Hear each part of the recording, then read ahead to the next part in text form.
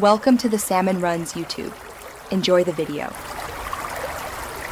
You start by verifying the exact radio and sync generation in your 2016 F150, so you buy compatible parts. Once done, choose OEM retrofit or an aftermarket double DIN unit. Each requires different dash work and adapters. Remove dash trim carefully using plastic tools and a T20/T30 to access the radio. Make sure to label connectors and photograph each plug.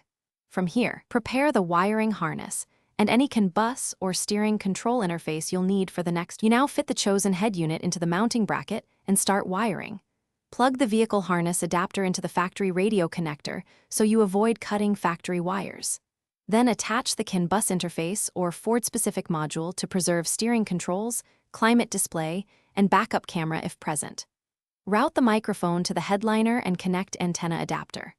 Once wired, reconnect battery power briefly to test for power, illumination, and basic audio before permanently securing the unit. You complete setup by pairing your iPhone and enabling CarPlay on both the phone and the head unit. Follow on-screen prompts and grant permissions.